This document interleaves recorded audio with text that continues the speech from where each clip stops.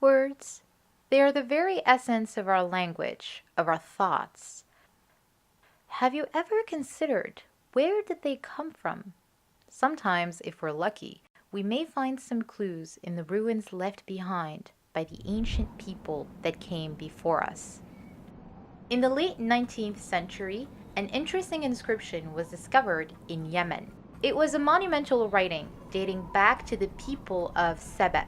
In it, an intriguing word was used, Nassau. The inscription describes how two clans from South Arabia are apologizing to their god for having postponed Nassau, a certain religious ritual. They explained that they were supposed to perform it during a specific month, but that they had to postpone the ritual to another month because of war. Before this, some people assumed that the word Nasi found in verse 937 is referring to intercalation, which is the process of adding leap days. But as we just saw, historical evidence says otherwise. The Sabian inscription describes Nasi, but makes no reference to intercalation. Instead, we understand from the context that Nasi simply involves postponing a religious event. Keep in mind that postponement and intercalation are not the same thing.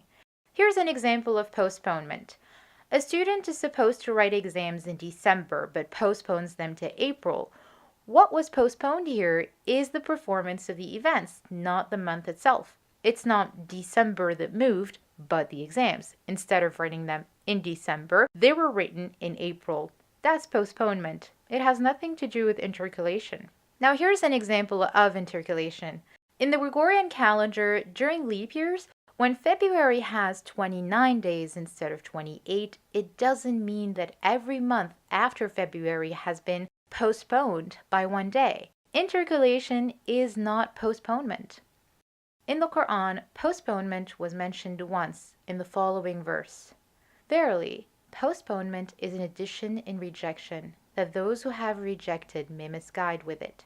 They make it lawful 1 year and forbid it another year to lower the number of what God forbade. So they make lawful what God forbade. Made pleasing to them is the evil of their deeds, and God does not guide the rejecting people. What's very interesting about this verse is that it explains the purpose of Nasi. And this purpose is completely different from that of intercalation. Intercalation is done to synchronize months and seasons. Not a single reference was made about this in the verse. According to this verse, the purpose of Nasi is to lower the number of what God forbade, and the result of that is they make lawful what God forbade. Now the question is, what does this statement mean? What is the number of what God forbade, and what is it that God forbade? Well, in verse 36, God informs Muslims that among the 12 months of the calendar, 4 are considered forbidden. So based on this context, we understand that the aforementioned statement is referring to the 4 forbidden months. What makes these months so special, you may ask? Well, when we study the Qur'an, we see that the forbidden months have special rituals and events associated with them, such as Hajj and the implementation of peace treaties during a period of war. It's these rituals and events that distinguish the forbidden months from the lawful months. If everyone were to postpone these religious events to another time, then the month is no longer truly forbidden. So what they'd have essentially done is make lawful what God forbade, and that is Nasi.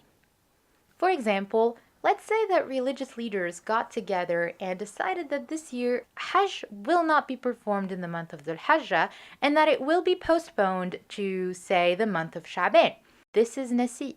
In this example, Dhul Hajjah was made lawful in the first year and forbidden in the second year. Also, the number of forbidden months in the first year was lowered. This is what the Qur'an is warning us against doing. Examining the evidence gathered so far, the validity of intercalation is becoming more and more obvious. But why did people miss all of these hints? Why was intercalation considered a sin for so long? According to hearsay, the messenger allegedly abolished intercalation in the year 10 Hijri during the farewell pilgrimage, Hujjatul Wada'.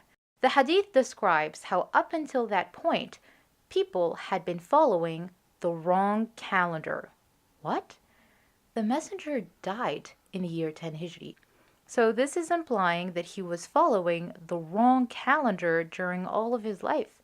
And if Muhammad did abolish intercalation before 10 Hijri, then where is the earlier hadith that talks about this? In fact, Surah At-Tawbah itself was only revealed towards the end of the messenger's life in 9 Hijri. And if people had really been following the wrong calendar during all of this time, then it means that for the first 20 years of Islam, Muslims were fasting in the wrong dates, doing Hajj in the wrong dates. This is not logical. God sent the messenger to show people the correct way of life. So to believe that the messenger himself was following the wrong calendar during all of his life is absurd. The message that Muhammad delivered mentions a mysterious story involving a special group of people. They were described as the people of the cave and the Raqim. The meaning of Raqim is debated. Some believe that it means inscription. Others say that it is the name of a land. Still others speculate that Raqim could be related to counting, since the word Raqam means number. The third explanation is the one confirmed just a few verses later. Then we awakened them that we might show which of the two factions was most precise in calculating the time for which they remained. Thus, it is revealed that the people of the cave were the subject of calculations. That's why they were also described as Ashab al-Raqim, the people of the numerals. Two groups were calculating the duration of time during which the people of the cave tarried, and the verse indicates that one of these groups is more correct than the other. The precise lapse of time that the people spent in their cave is then presented in verse 1825. And they remained in their cave 300 years and an added 9. Some scholars assumed that this is giving the duration in terms of the solar calendar and in terms of the lunar calendar. Well, if it's said, and they remained in their cave 300 years or 309 years, then we can assume that it's referring to two different calendars. But that's not what the verse says. Notice the word used, added, izdedu. In this verse, God specifies that the 9 years were not initially counted, but were added later on. Using a lunisolar calendar, during a period of 300 years, about 110 leap months must be added. These accumulated leap months are equal to approximately 9 years, and that's intercalation. It's interesting to see the parallels between this story and the modern world. The two factions mentioned in verse 1812 mirror the current situation. One group is using a purely lunar calendar, while the other is using a lunisolar calendar. The story of the people of the cave and the numerals is thus an example of the timeless teachings we can find in the Qur'an.